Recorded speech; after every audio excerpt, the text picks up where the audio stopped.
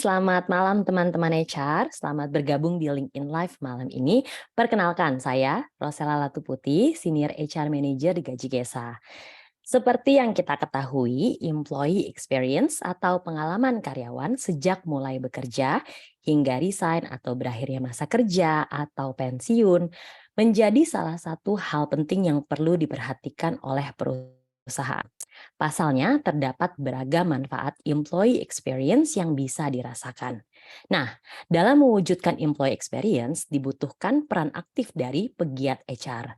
Oleh karena itu, kita akan membahasnya di sesi LinkedIn Live kali ini. Saya akan mengundang Ibu Doktrina Prilaneri Simbolon, konsultan dan praktisi HR yang sudah sangat berpengalaman di bidangnya untuk bergabung dalam LinkedIn Live malam ini. Selamat malam Ibu Doktrin, bagaimana kabarnya? Selamat malam Bu Rosella, puji Tuhan baik, terima kasih.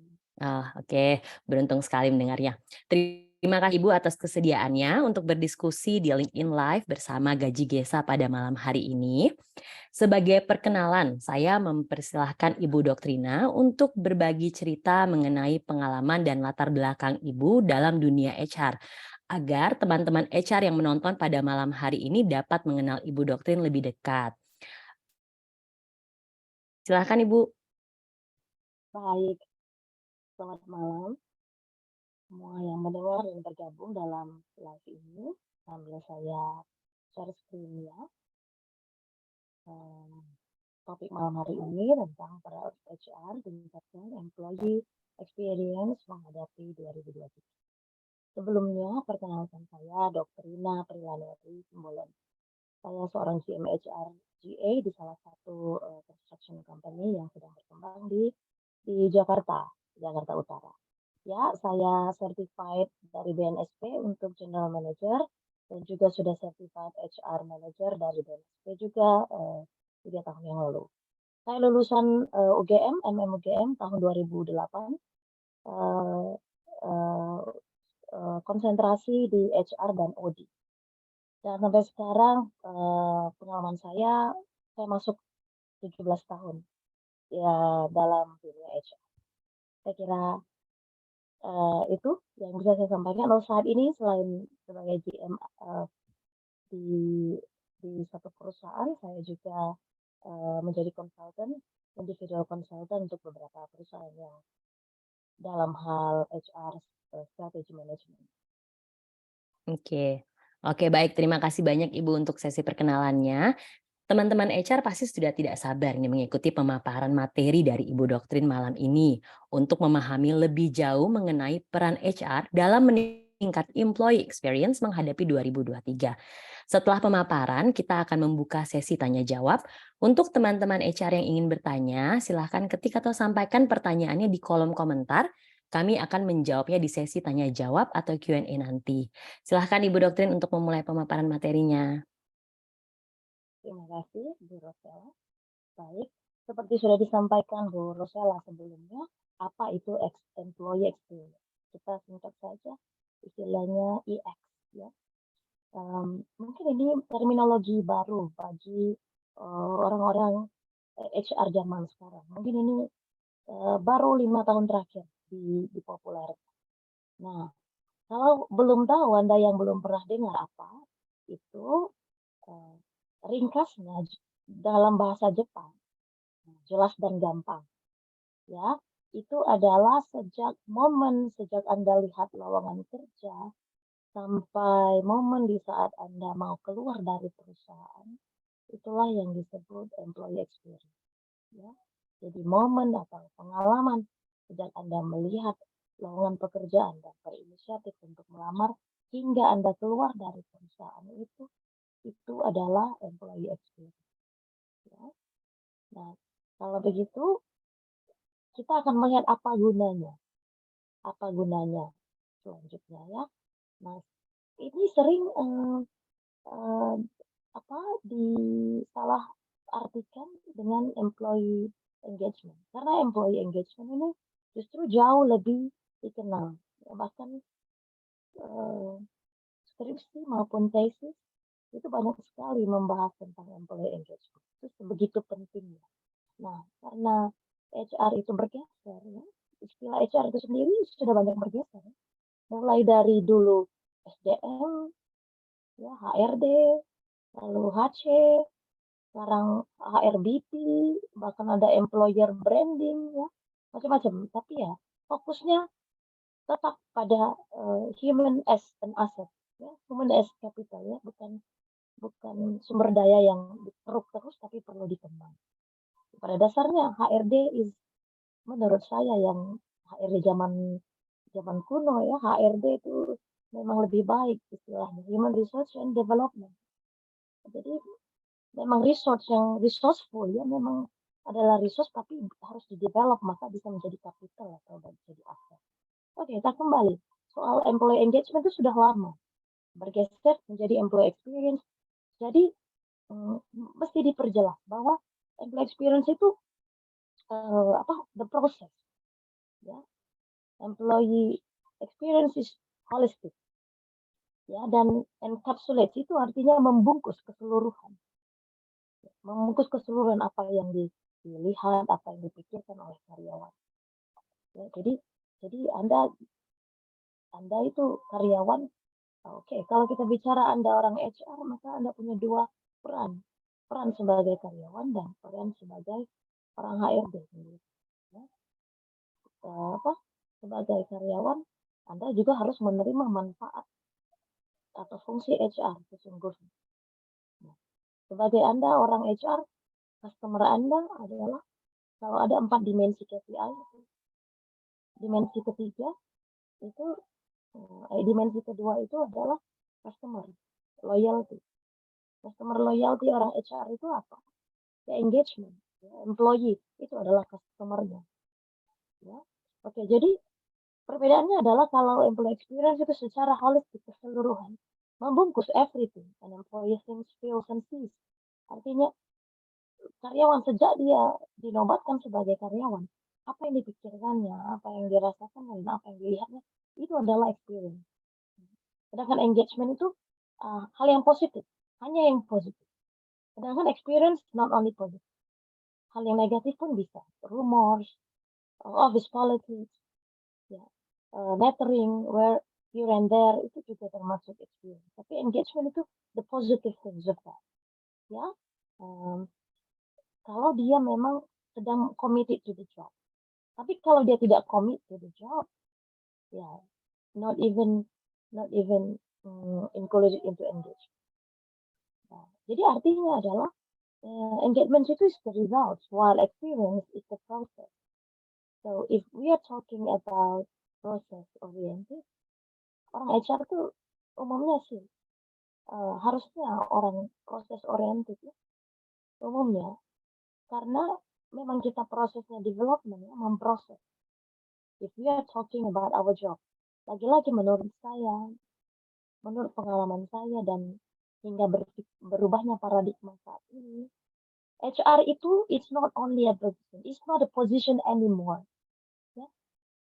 HR itu sekarang mindset harus berubah. HR itu adalah sebuah profesi. So, kalau pendengar saat ini adalah orang HR, dan tanamkan dalam hati dan pikiran, buat menjadi paradigma baru bahwa menjadi HR itu adalah sebuah profesi. Bukan karena tak ada pilihan lain maka Anda menjadi HR, but HR is a profession. Ya. Jadi jurusan apapun can be an HR. Ya, tapi prinsipnya adalah Anda harus mencintai proses, ya, proses yang membentuk. Karyawan sendiri pun kalau Anda mau merekrut karyawan, kalau Anda mau mencari the perfect one, you will need more time. Tapi kalau Anda berpikir bahwa ada proses akan mengubahnya, mungkin Anda akan menerima orang yang pada level tertentu sehingga bisa diproses sedemikian rupa sesuai standar dan culture yang diinginkan perusahaan. Nah, that is employee engagement. Ya, oke.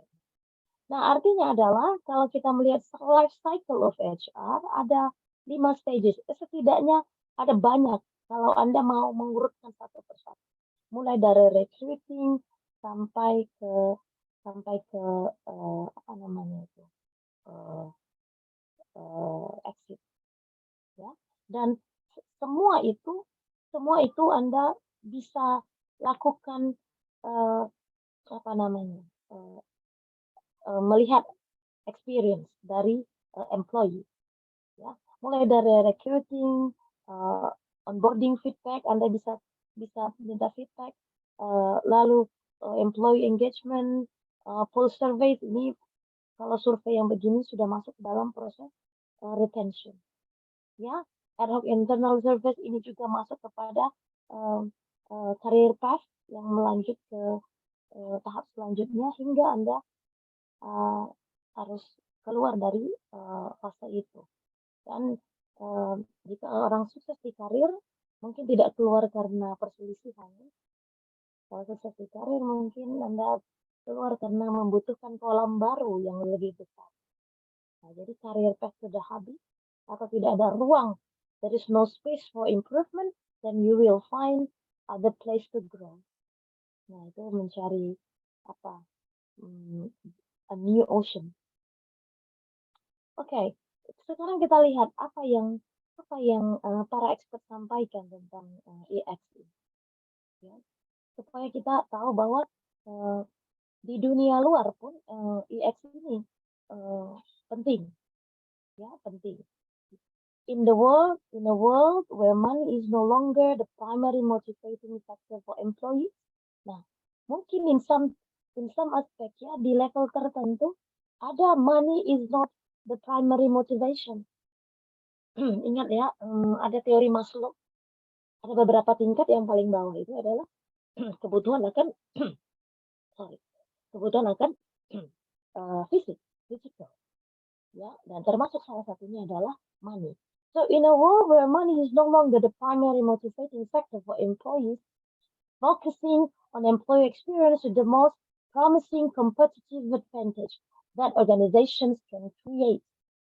Kalau apalagi kita orang HR ya, sometimes we have we have we don't have that much authority untuk memberi, apa, memberi gaji atau benefit tertentu ya untuk karyawan dan superstar. Ya, superstar itu out of our range. Karena seberapa superstarnya pun karyawan, gajinya atau benefit yang dia dapatkan more or less harus di dalam skala yang sudah dibentuk. Ya. Kalau satu atau dua mungkin memungkinkan untuk special treatment. Ya. Tapi kalau ada lebih dari itu, ya tidak ada mapping authority-nya udah tidak sampai di level kita, sehingga untuk uang bukan menjadi motivasi utama lagi. Sehingga peran HR itu di mana? Ya itu. So we have the advantage to create employee experience. Itu orang HR punya peranan. Ya, ini seperti apa yang dikatakan Bapak Jacob Morgan. Saya pernah ikut seminarnya untuk membahas bedah buku ini. Dan yang kedua, juga tim Sackett juga pernah bilang, EX is simply focusing on making journey your employees say with you itu siapa? You means company yang diwakilkan oleh ya, function, HR function. As enjoyable and productive as it can be, it's about removing distraction. See, removing distraction and barriers in a noticeable way. I mean, what you do should be noticeable by the employees. Ya. Jadi nggak serangan diam-diam juga ya. That your employees appreciate. Ya. Because what? Because we are contacting employees directly. Ya. Kalau customer service itu customer contact langsung. Dan kita employee contact langsung. Ya, jadi kepuasan karyawan memang tidak berada pada kepuasan karyawan memang tidak berada ujung tombaknya pada HR. HR contribute dalam on that achievement. Begitu ya. Jadi inti dari apa yang disampaikan oleh para expert ini satu adalah ketika uang tidak lagi menjadi motivasi utama, maka employee experience yang dialami karyawan itu menjadi hal yang menjanjikan untuk mereka bertahan. engage. Bertahan it's not necessarily lifespan ya, nggak bicara soal seperti loyalty. Loyalitas itu zaman dulu ngomongin soal lifespan.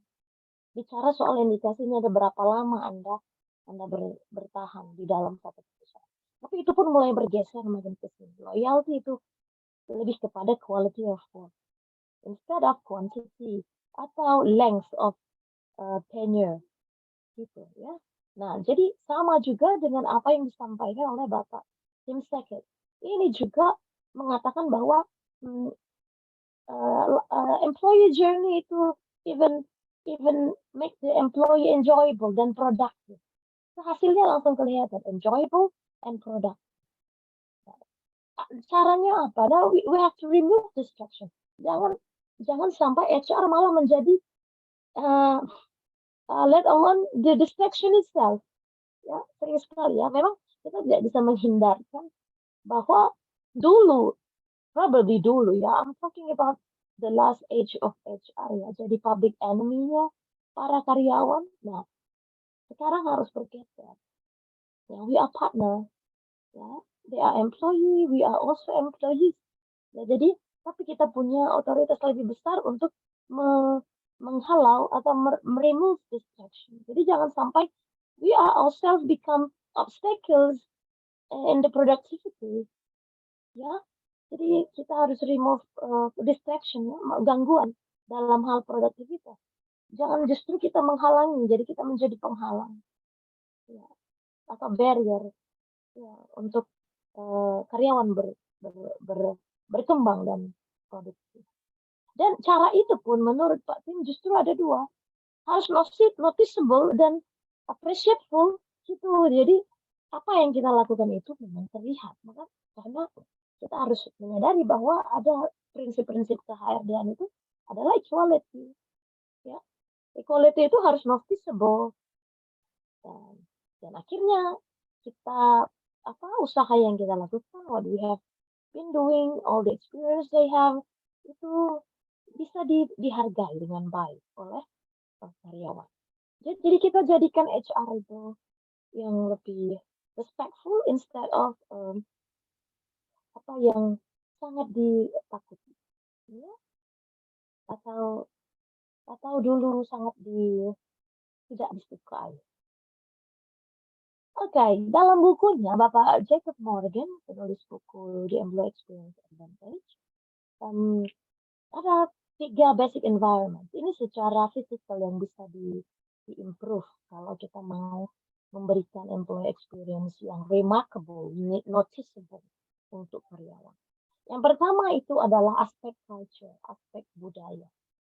Ya, HRD ini tugasnya bukan menciptakan budaya, tapi menerjemahkan budaya. Ya, budaya itu bisa muncul dari berbagai hal. Mungkin bisa dari pendiri, mungkin bisa dari pemimpinnya sendiri gitu ya, atau memang para founding fathers-nya mendesain demikian adanya culture. Tapi perusahaan yang berkembang, the learning organization akan belajar apa yang perlu ditekankan atau apa yang perlu di-embrace dari culture yang mulai berkembang supaya mengikuti perkembangan zaman dan perubahan bisnis sampai ke arah customer orientation. Ya, so first of all culture. Lagi-lagi saya bilang we are not the person who make the culture. Culture itu kita menerjemahkannya dan menginternalisasi. Kita menerjemahkannya ke dalam bahasa yang berupa SOP, peraturan, bahkan corporate culture, ada values dan habits, ada ya official habit-habitnya orang PLN, habit-habitnya orang TikTok, habit-habitnya orang perusahaan tertentu, PD tertentu itu ada. Nah, itu culture. Bahkan sama warna dan warna-warna yang menjiwai values-nya itu juga ada. Itu culture. Nah, tugas HR memang untuk menerjemahkan itu ke dalam keseharian. Ya, dalam fungsi-fungsi HR. Dan yang kedua, technology environment. Kita tidak bisa pungkiri bahwa perusahaan yang sangat ramah terhadap teknologi ini diminati zaman sekarang. sangat diminati. Anda pernah dengar keluhan-keluhan karyawan sudah bikin CV, isi form, sampai di tempat interview juga mesti isi lagi gitu. Itu ada yang harus bisa dikurangi kalau sudah menggunakan teknologi. Ya, jadi Anda men-shortlist pun lebih cepat karena sudah ada teknologi. That is why we have to be open untuk teknologi. Ya, lagi-lagi kalau Anda bicara soal budget yang terbatas, ya mungkin tidak menjadi ranah otoritas Anda. Tapi setidaknya Anda bisa remove atau minimize distraction itu. Ada teknologi yang sederhana bisa Anda, nggak harus yang high-tech. Ya, dengan teknologi terbaru nggak harus. Dengan Excel sendiri pun Anda bisa, Excel atau Google Form Anda bisa menghemat waktu untuk recruiting misalnya. Ya. Google Form, Google Drive yang bisa diakses, atau Google Office itu bisa diakses oleh banyak orang sehingga mempermudah pekerjaan. Nah, hal-hal yang begini juga kita harus sadari bahwa ini menggait employee experience. Apalagi para milenial. Right. Physical workspace ini wajar ya. Physical workspace ini menjadi kadang-kadang kita tidak sadar. Ya, selain hal-hal yang bersifat finansial ya, combine dan segala macamnya, tempat duduk kerja, AC, lift bahkan itu menjadi pertimbangan karyawan untuk meningkatkan employee experience. Kalau Anda bekerja itu dari jam 8, dari jam 9 sampai jam 5, it means itu the whole day itu Anda habiskan di ruangan. Ya, Anda habiskan di ruangan kerja. So, you make that your second home. Jadi harus dibuat tuh senyaman mungkin. Nah, peran HR di mana untuk membuat nyaman? Nyaman tuh dalam hal ini physical workspace ya. Komputernya nggak lemot-lemot, internetnya nggak up and down gitu ya. Hal-hal yang begitu dijaga. Perlengkapan kerja, kantoran segala macamnya lengkap. Itu hal-hal yang bisa meningkat. Itu menurut Bapak Jacob Morgan dalam environment, dalam hal-hal yang sekitar. Ya. Lalu kalau itu sudah adalah baik adanya, lalu apa sih pentingnya itu? Memangnya mengapa itu perlu? Pentingnya apa? Nah, menurut Pak Jacob, saya kutip, companies that invest in employee experience are 4 times more profitable than those that do not. Artinya adalah secara finansial itu bahkan profitable. Ya, jadi diinvest dalam hal yang tadi, culture, teknologi, dan workspace, itu kalau invest ke sana dan experience-nya lebih meningkat, bahkan secara financially, the company can have more profit, gitu ya. Jadi apa sih tujuannya perusahaan itu didirikan itu adalah profit. Jadi kalau perusahaan Anda tidak profit juga sudah tidak wajar ya. Jadi investasi ke sana akan menguntungkan. Bagaimana Bapak Morgan bisa mengatakan demikian? Karena sudah diteliti ya bahwa di Glassdoor Best Places to Work ini 11 kali bahkan lebih. Ya. LinkedIn list di North America Most in Demand Employees bahkan 4 kali lebih besar. Artinya adalah ini sudah diteliti. Di luar negeri mungkin begitu. Ya. Teknologi dan workspace itu begitu sangat profit. Lalu bagaimana dengan di Indonesia? Nanti kita cek. Kalau keuntungan positifnya, kalau experience itu adalah satu, lebih engage, kan tadi kita sama-sama dengar bahwa engagement itu hasil dari experience. Ya. Lalu yang kedua, nah ini indikasinya yang kedua, kalau kita mau bicara soal produktivitas, maka akan sedikit absen yang izin-izin, sakit dan segala macam. Ya. Jadi akan increase quality of work. Tahu nggak kenapa baik quality of work itu? Supaya tidak ada pre-work, tidak ada pengulangan-pengulangan, makan waktu, makan biaya gitu ya. Dan improve customer relations, bahkan remarkable retention. Retention itu menjadi penting, tapi itu bagi superstar ya. Kalau karyawan yang di level tertentu mungkin retention bukan menjadi fokus. Oke, lalu intinya, lalu bagaimana cara kita meningkatkan? Ini belum sampai ke HR lah, ya. Kalau HR nanti kita ambil spesifik. Jadi cara meningkatkannya satu, Anda minta feedback dulu dari karyawan. Anda harus mempunyai survei-survei kepuasan, maksimalkan 3 basic environments yang tadi.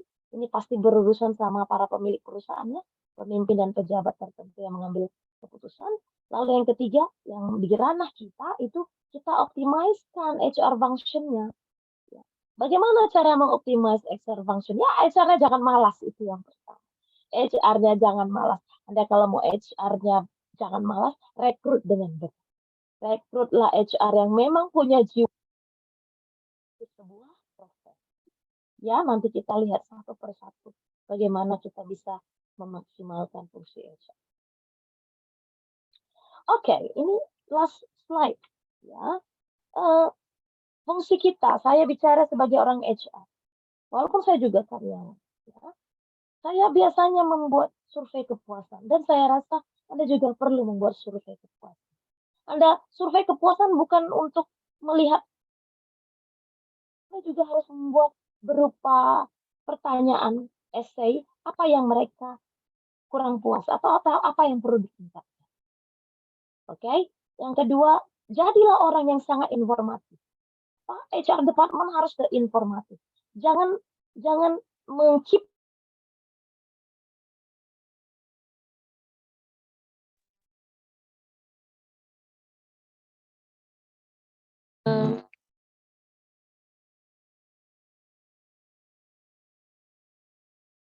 Suara saya kedengaran? Sekarang sudah kedengaran, Ibu. Jangan mengkeep informasi yang memang layak untuk diketahui karyawan. Ya, jadilah departemen yang sangat informatif. Mading, informasi apapun, perubahan undang-undang tenaga kerjaan misalnya, atau contoh yang paling sederhana aja itu hari libur nasional. Ya, seliburan di WA group. Padahal perusahaan belum tentu mengadopsi hari libur cuti bersama itu ya. Tidak selalu ya, tapi Anda sebagai orang HR perlu menyampaikan apa yang kita adopsi, apa yang tidak. Bahkan budaya-budaya yang kita anut itu juga perlu ya. Dan yang ketiga, ini juga penting. Leader empowerment, saya belum persis tahu ini apa bahasa Indonesianya. Ini keempat peran ini adalah formulasi yang saya buat untuk tim saya ya. Saya mau setiap head department itu is an HR, punya role HR juga. Head of department itu adalah harus mempunyai fungsi HR juga. Satu, untuk influencing ya. Yang kedua itu untuk leading. Jadi bahkan untuk representing kita mengenai hal-hal yang terkait ke HRD. Ya. Jadi maksud saya adalah leader empowerment, kita menjadikan atau menambah downline istilahnya ya, atau memperkuat sistem support system kita, yaitu head of department. Bahkan Anda tahu ya, ini sering terjadi perselisihan perbedaan pendapat untuk merekrut karyawan antara user dan HR. Tahu itu mengapa? Karena kita kurang menyamakan prinsip. HR punya prinsip sendiri seakan-akan mewakili culture perusahaan, tetapi user sendiri memiliki kebutuhan sendiri yang seakan-akan lebih tahu maksimal apa yang dibutuhkan. Ya, memang tidak bisa dihindari ya, yang begini-begini selisih paham. Ya. Tetapi itu bisa diminimalisir dengan cara Anda memberi training atau memberi training atau memberi workshop atau sesekali mengadakan lokakarya gitu kepada para head of department untuk menyeragamkan pendapat. menyeragamkan pendapat atau membagi standar-standar tertentu, contoh cara menginterview, cara menggali, explore potensi, ya. Jangan sampai saya sering sekali dengan user manager, saya harus malu di depan kandidat karena pertanyaan jenis ini bikin makanya saya lebih suka HR manager bersama user. Silahkan, kalau kalian sudah cocok, baru sama saya. Kebetulan karena saya nggak mau terlalu banyak berselisih ya dengan para user ini ya. Karena susah, seakan-akan orang HR tidak mengerti. Dan orang HR menganggap user tidak mengerti ya. Perselisihan begini sering terjadi. Ya keuntungan saya adalah saya punya HR manager yang bawahan untuk bisa bersama-sama dengan user biar mereka ribut sendiri, setelah mereka putuskan lalu saya final decision gitu untungnya. Tapi saya pernah berada di posisi itu ya. Nah, makanya leader empowerment ini penting. HR manager jangan terlalu eksekutif, merasa eksklusif gitu ya. Anda eksklusif kalau head departemen itu support Anda. Ya, tapi kalau head departemen yang lain tidak support Anda, you are not exclusive anymore gitu, karena pekerjaan Anda adalah memuaskan para head of department. Anda pernah tahu bahwa kalau karyawan bermasalah dia kirim ke HR, itu kelemahan HR atau kelemahan head department, itu kelemahan head department. Dan juga 2 kali kelemahan HR, karena orang HR-nya tidak mengempower pimpinan departemennya. Apa dikit-dikit kirim ke HR, terus HR harus muter otak, orang ini karyawan tetap, lalu mau diapain? Nah, kalau mau diapain ya terpaksa digeser ke departemen buangan. Nah, yang dibenci siapa? Orang HR itu mau buang-buang orang aja gitu ya. Ya kalau mau di PHK banyak urusannya, panjang urusannya. Kan gitu ya. Nah, jadi itu kenapa? Karena HR tidak mengempower, kurang mengempower. Nah, justru itu. Nah, jadilah buatlah downline kayak MLM. Support sistemnya kuat. Ya. Tahu nggak formula yang saya sudah alami 17 tahun. Itu satu HR itu can serve 40 karyawan, 40 sampai 60 karyawan. Ya, jadi lihat industrinya ya. Kalau industri perhotelan, kebetulan saya pengalaman di perhotelan, itu bisa 1 versus rasionya ya, 1 versus 100. Kalau di hotel perhotelan. Kalau saya buat formula saya sendiri. Artinya adalah orang HR nggak perlu banyak untuk industri perhotelan, contoh. Ya, artinya orang HR itu cukup hanya beberapa orang tapi punya influence besar. Mengapa? Ya, support system harus dibangun. Gitu ya. Dan yang keempat, menurut saya lagi-lagi saya setuju dengan Pak Jacob Morgan bahwa HRIS itu penting. Saya nggak mau repot lagi bikin slip gaji.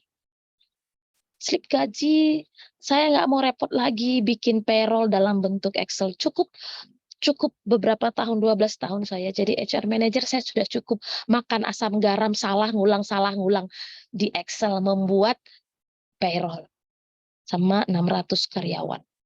Nah, kalau sekarang sudah ada banyak HRIS yang ya nggak mahal lah, tapi user friendly, ya, bisa kita gunakan. Dan karyawan pun merasa sangat terbantu. Ya, boleh kita bilang dari sisi negatif, tahu nggak? Karyawan tuh sebenarnya malas berurusan sama HRD. Ya, jadi kalau bisa diminimalisir hubungan dengan HRD, tapi nggak akan bisa. Nah, dengan ada HRIS ini, mungkin mereka akan lebih produktif, lebih baik kerja sambil kalau ngerokok lagi istirahat bisa buka handphone daripada harus datangi ke ruangan HRD dan HRD harus basa-basi menghabiskan setengah jam untuk hahihi tanya ini itu, lagi ngobrol jadi habis waktu. Ya kan, mendingan dia lagi istirahat dia buka handphone, buka sistem aplikasi, buka lihat sisa cutinya, nggak mesti ke HRD datang lihat. Kadang-kadang orang males lihat satu karyawan HRD, semua karyawan HRD dimusuhi. Gitu ya. Saya kira kurang lebih begitu dari pengalaman saya yang bisa saya bagikan. Ya, kalau misalnya ada yang mau mau ditanya, dipersilahkan, mungkin akan menambah pengalaman kita bersama. Ya, semoga bermanfaat bagi para HR semuanya. Oke, terima kasih pemaparannya Ibu. Kita akan masuk ke sesi tanya jawab. Mungkin saya akan mengawali pertanyaan Ibu sambil menunggu teman-teman HR lainnya menyampaikan pertanyaannya di kolom komentar. Dari pemaparan Ibu, menurut Ibu doktrin sendiri, adakah metode khusus yang sekiranya dapat dilakukan oleh teman-teman HR untuk mengukur employee experience-nya pada sebuah perusahaan atau di mana perusahaannya di saat ini sedang bekerja? Oke, baik. Banyak. Anda perbaiki aja survei kepuasan. Ya, survei kepuasan pasti saya yakin sudah dilakukan. Kalau Anda punya minimal 20 karyawan, Anda sudah bisa lakukan survei kepuasan. Tapi masukkan ke dalam survei kepuasan itu pertanyaan apa yang masih bisa diimprove. Ya, selain pengalaman karyawan, mungkin dia tidak akan berkenan menjawab pengalaman yang tidak mengenakan. Tapi Anda perlu bertanya dengan apa yang bisa diimprove. Atau pertanyaan ditambah dengan negative statement. Negatif step kalau umumnya survei yang positif-positif ya, hanya berpihak baik, agak baik sampai begitu ya. Anda balikkan pertanyaan misalnya proses pengajuan cuti terkesan lama ya, jadi negasi. Ya, negasi dari situ Anda bisa menganalisa. Jadi Anda coba dengan pertanyaan-pertanyaan yang bernegasi sehingga nanti hasilnya semakin banyak yang negasi, semakin banyak yang negatif, Anda bisa menganalisa apa yang perlu diimprove. Ya, ingat kita nggak perlu sih fokus pada experience-nya mereka. Kita fokus kepada kepuasannya. Ya, supaya dibalik apanya, cara berpikirnya. Experience itu hanya untuk mengukur seberapa baik kita seberapa baik fungsi HR di sana. Gitu ya. Jadi dengan membuat survei kepuasan, saya rasa Anda bisa tambahkan beberapa pertanyaan negatif atau essay berupa titik-titik atau jawaban tertentu yang open question untuk mereka bisa mengisi apa yang perlu diimprove.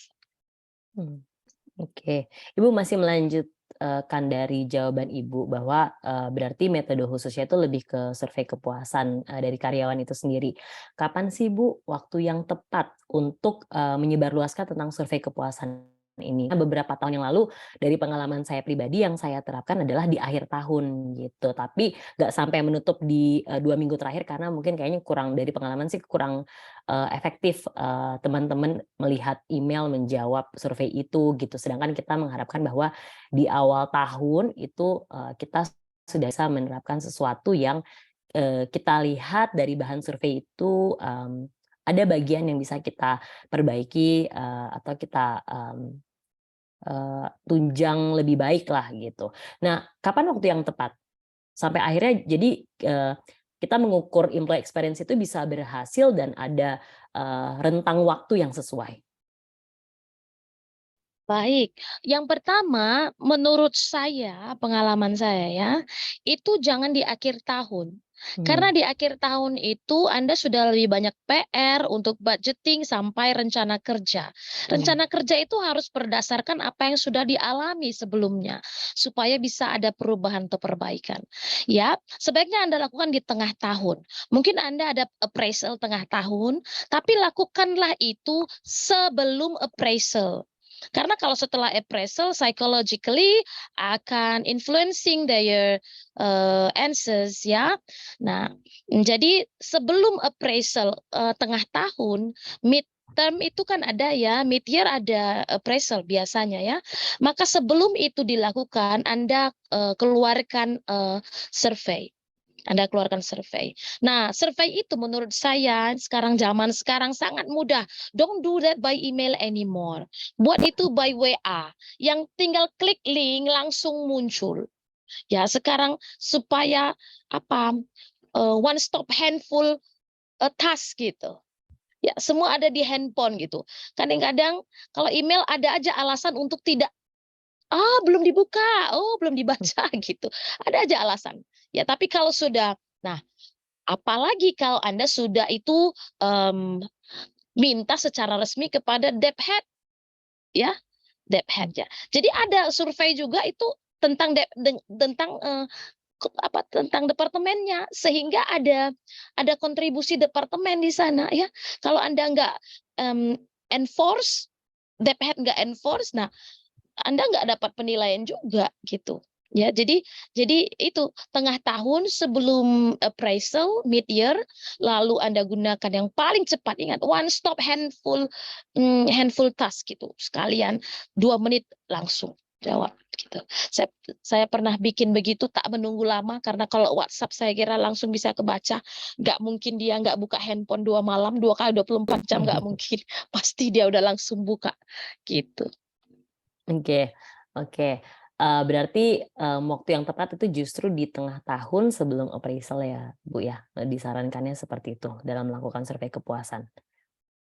Oke, pertanyaan berikutnya, ada nggak sih, Bu, kategori yang akhirnya, merumuskan bahwa employee experience itu, berhasil dari, mmm, evaluasi yang dilakukan? Ini evaluasi yang mana ini? Evaluasi kinerja atau kepuasan karyawan? Kepuasan karyawan, employee Oke, experience-nya. oke. Ada, itu ada. Makanya Anda modelnya harus berubah.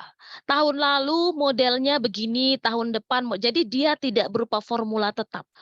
Ya, itu ada pengaruhnya. Kecuali Anda model yang sama, pertanyaan yang sama, jumlah yang sama, itu orang bosan juga dengan jawaban yang sama. Ya, jadi kalau kemarin Anda skalanya 1 sampai 4, sekarang 1 sampai 5. Kalau kemarin rata-rata positif, sekarang bikin pertanyaan negasi. Kalau kemarin Anda pertanyaan tentang sekitar komben, sekarang bicara soal atasan dan pimpinan. Gitu ya. Jadi beberapa aspek bisa 1 atau 2 pertanyaan mewakili.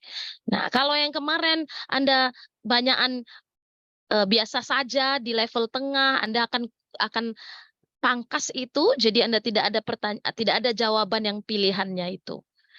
Pilihannya kan ada sering begitu ya, puas, tidak puas, cukup, semua rata-rata dia cukup.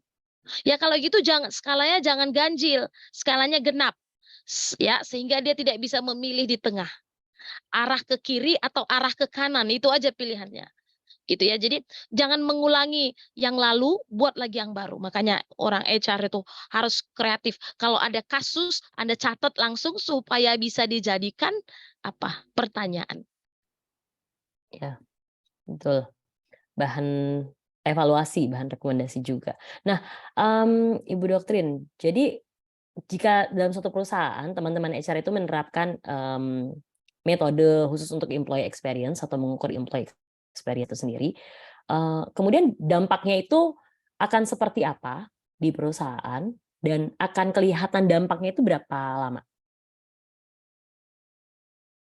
Dampaknya itu ada atau tidak bergantung pada perusahaan dan HR sendiri. Melakukan perubahan nggak, tindakan nggak, ada feedback, ada follow up nggak terhadap hasil tadi. Jadi hasil tadi dianalisa dengan baik. Ingat, kalau analisanya salah, maka salahlah hasilnya, salahlah follow up-nya. Ya, maka setelah Anda dapatkan itu, kasih waktu seminggu, lalu HR Analytics ya, Anda lakukan analitik, lalu Anda masukkan ke dalam rencana kerja apa yang perlu ditingkatkan. Kalau persentasenya di atas 50 berarti itu sudah menyuarakan suara rakyat adalah suara Tuhan ya. Jadi kalau sudah 50% menganggap itu perlu, then you have to take action. Kalau Anda masih 20-25%, then you ignore, no problem. Mungkin nggak rencana tahun depan, mungkin the next year gitu. Ada yang long term. Ya kalau gitu pertanyaan Anda jangan yang long term gitu. Dan pertanyaan-pertanyaan itu harus berdasarkan 1 tahun terakhir. From where you have the last survey. Gitu. Jadi jangan kumulatif dari tahun ke tahun. Jadinya tidak relevan ya. Dan untungnya sebelum penilaian kinerja, jadi tidak ada halo effect di sana. Kalau ada halo effect itu memang agak susah karena ada penilaian kinerja itu agak mempengaruhi secara psikologi. Nah, jadi seberapa besar dampaknya itu depends on you. You do something about it or not. Ya kan kalau orang HR juga udah yang penting survei aja udah kumpulkan lalu masuk KPI-nya survei dilakukan hasilnya 60%. So what? Ya kan?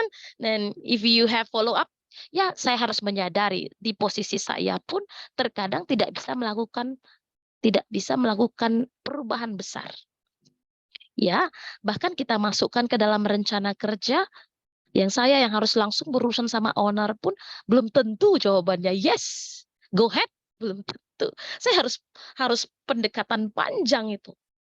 Ya, harus memastikan benar, harus memastikan dampaknya besar. Kalau dampaknya ecek-ecek, owner mah sudahlah, lain kali saja yang begitu, gitu ya. Padahal kita mau memuaskan karyawan, oke, mungkin cara yang lain, gitu ya. Artinya adalah setidaknya yang tadi sudah kita bilang ada noticeable, ada action yang bisa dilihat. Oh, HR berubah ya sekarang. Oh, ada perubahan setelah survei. Survei terus Anda survei tak ada perubahan. Karyawan pun males isi survei. Ya, jadi harus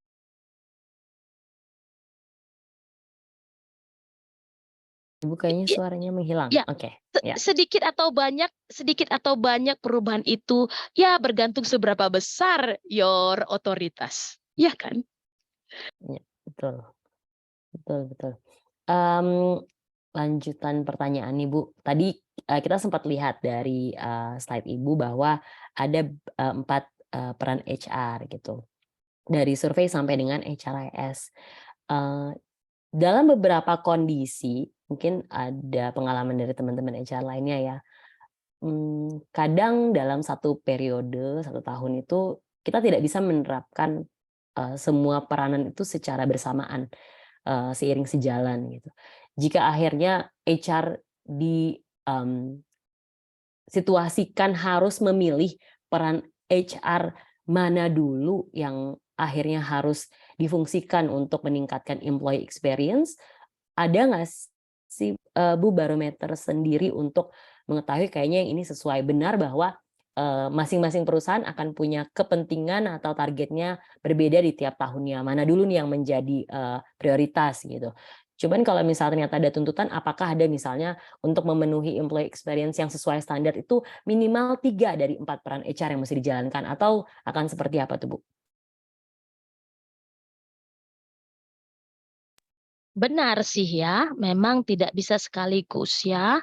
Tetapi kalau kita bisa perbaiki dalam diri kita sendiri aja. Tim HR itu fungsinya udah maksimal atau belum? Ya, tim HR udah maksimal apa belum? Kalau karyawan minta cuti cepat apa enggak? Kalau karyawan mau resign urusan cepat apa enggak? Kalau karyawan mau tanya berapa sisa cutinya, Anda mesti buka file dulu apa lama apa berapa lama. Kalau karyawan absen Anda kasih kasih apa namanya kasih peringatan atau enggak. Kalau karyawan salah akan terjadi apa? Itu aja dulu perbaiki.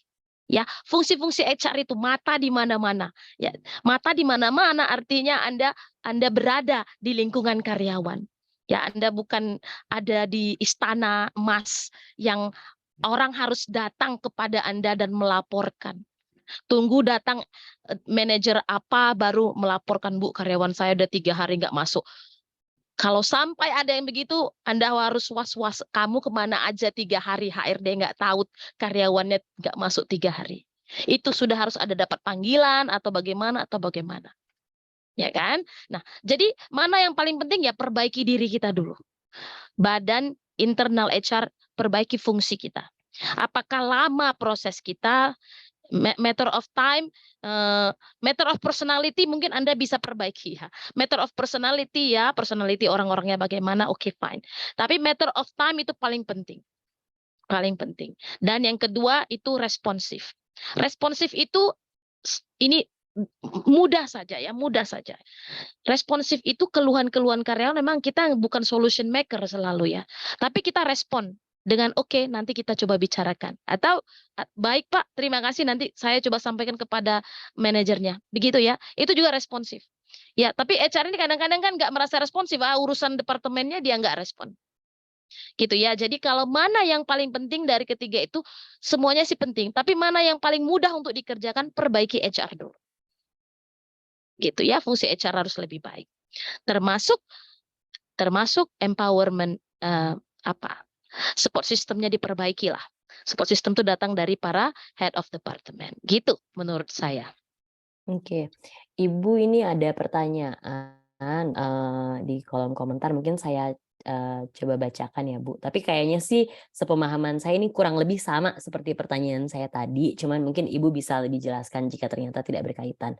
Pertanyaannya dari Ibu atau Mbak Amanda Tabrani, Bu Doktrina terima kasih atas pemaparannya. Saya mau izin bertanya, dari semua proses employee experience, bagian mana yang paling krusial untuk para HR perhatikan?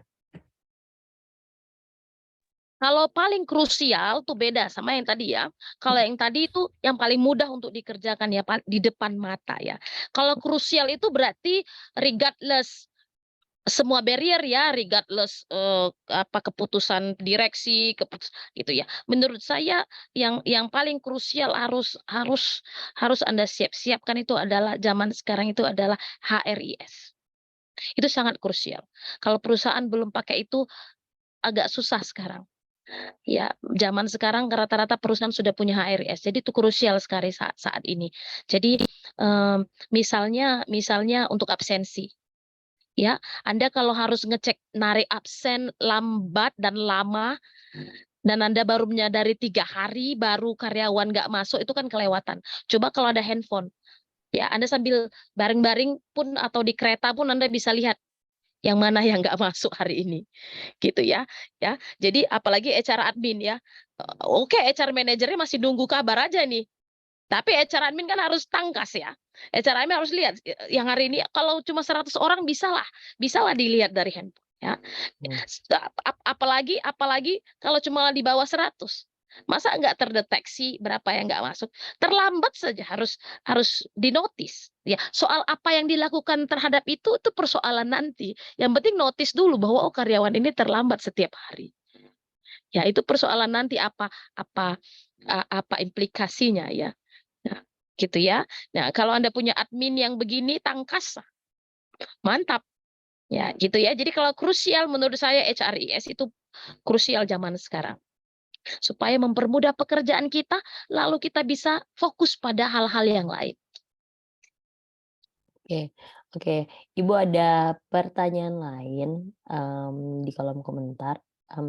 Kira-kira ada siasat untuk memaksimalkan employee experience di bagian proses itu? Ya, kalau maksudnya adalah di HRIS, ada.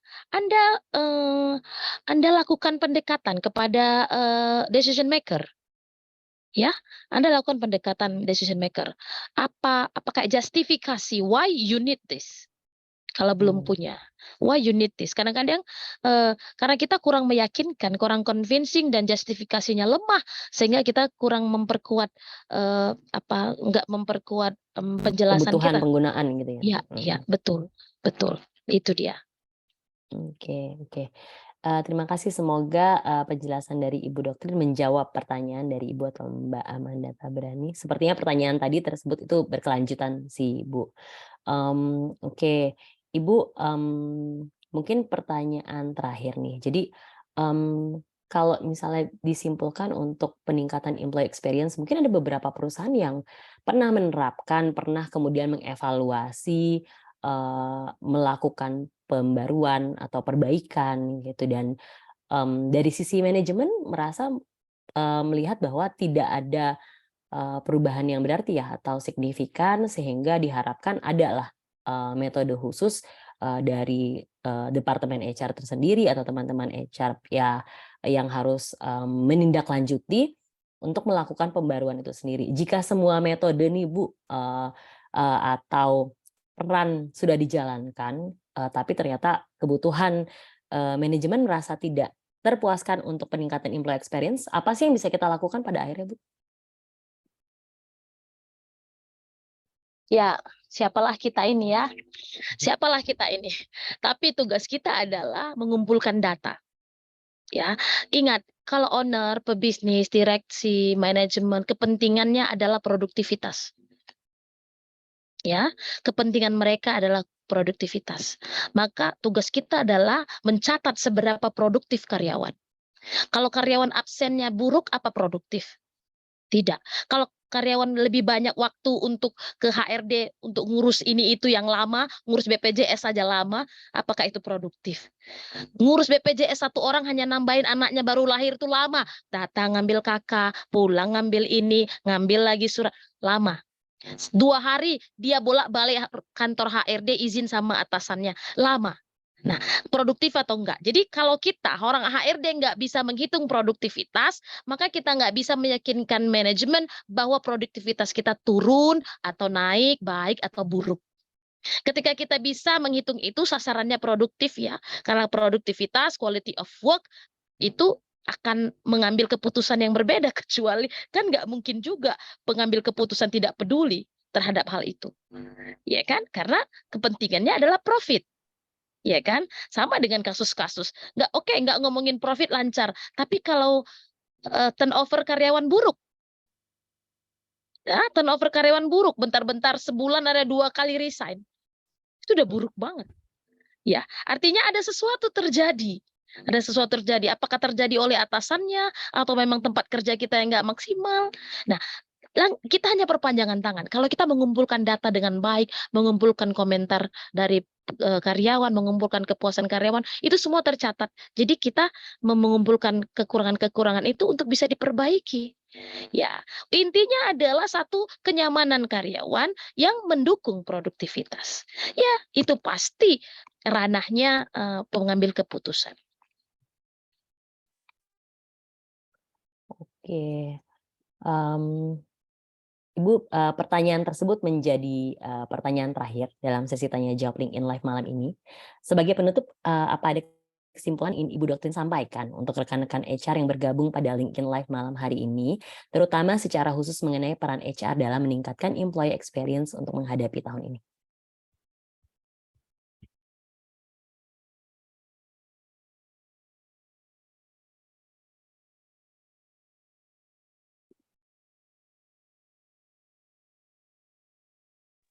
Oke, yang saya bisa simpulkan ya bahwa mmm, saya ini mengambil kesimpulan sebagai kita jati diri orang HR ya, artinya adalah peranan kita itu memang, mmm, memang berkontribusi besar terhadap kemajuan perusahaan, karena kita mengelola SDM ya, eee, karyawan itu adalah aset dan bukan beban, not liability but capital. Kalau di jurnal keuangan itu masuk di sisi aset, bukan liability. Walaupun banyak liability-nya, banyak hutangnya, hutang gaji, hutang ini, hutang itu, bayar BPJS, bayar pajak, bayar pesangon, segala macamnya banyak hutangnya.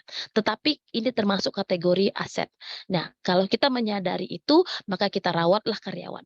Karena saya ingat pernah para ahli pernah bilang kalau you take care employees dan employees will take care the business. Ya, kita kan mau dapur kita tetap berasap terus. Kita mau perusahaan kita berkembang terus. Maka tugas kita sebagai orang HR, rawatlah karyawan. Perhatikan daya experience supaya daya engage. Kalau daya engage dan the productivity akan lebih baik. Gitu. Oke, baik, terima kasih Ibu melengkapi pernyataan dari Ibu Doktrin tersebut. Saya juga berharap bahwa teman-teman HR lainnya bisa memaksimalkan fungsinya, khususnya di dalam pekerjaan sehari-hari, untuk terus memaksimalkan pemberdayaan gimana caranya kita itu bisa berguna, terutama untuk begitu banyak karyawan dan juga untuk manajemen, sehingga berada di tengah-tengah itu kan selalu tidak mudah ya Bu ya. Jadi saat bersamaan itu kita berharap bahwa peranan kita bisa maksimal juga untuk peningkatan employee experience, terutama kalau memang itu banyak terjadi di tahun ini. Untuk teman-teman HR yang ingin mendapatkan materi e-book berkaitan dengan peran HR dalam meningkatkan employee experience, silahkan klik tautan yang ada di kolom deskripsi LinkedIn Live malam ini ya. Terima kasih banyak Ibu Doktrin sudah meluangkan waktunya untuk bergabung bersama kami dan menyampaikan materinya di LinkedIn Live malam ini. Dan terima kasih juga untuk teman-teman HR yang sudah mengikuti dan menonton diskusi ini dari awal hingga akhir. Izinkan saya, Rosella Latuputi, pamit undur diri. Selamat malam dan selamat beristirahat.